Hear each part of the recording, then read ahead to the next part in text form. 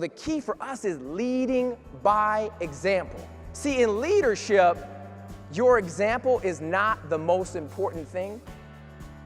It's the only thing. It's called exampleship. And so people do what they see, not what they hear. It doesn't matter what position you're in. It matters who you are in that position.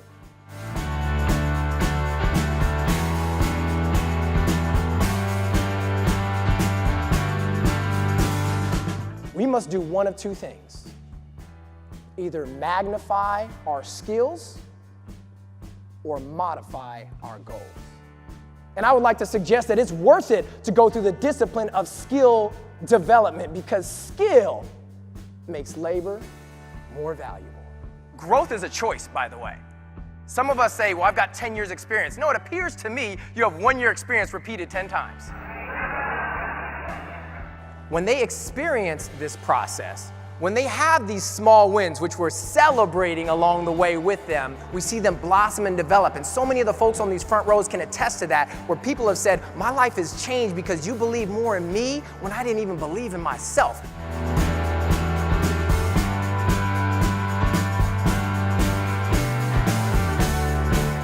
I found that in every discouragement that I went through, there was a gem of hidden wisdom in there, as long as I was willing and able to look for it. Every lesson that I learned could prepare me for future success, even when facing adversity.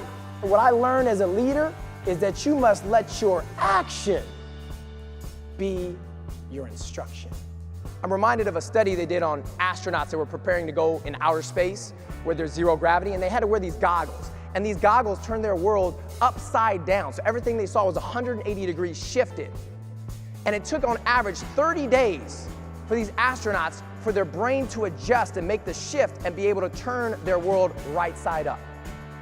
But they also found that if the astronauts removed the goggles for 1 day, it took another 30 days of wearing the goggles consecutively for their brain to readjust and their world to turn right side up again.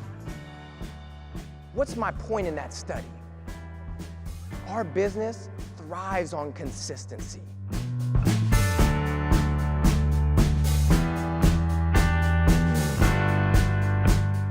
You can tell the size of a person by the size of a problem it takes to get them down. So when you get bigger, your problems get smaller. Dr. Martin Luther King sums it up best. He said, the ultimate measure of a man is not where he stands in times of comfort and convenience, but where he stands in times of challenge and controversy. So if you don't stand for something, you will fall for anything. I believe that you never lose. Either you win or you learn. When you help, you get handicapped. When you develop, you empower. So we're not in the helping business, we're in the development business. Ted connects with everyone. Ted was a phenomenal speaker. He gives you inspiration. Ted was just fabulous. It was magnetic. I was sitting actually on the edge of my seat. Do me a favor, look over your shoulder. Let that be the last time that you look back to your past.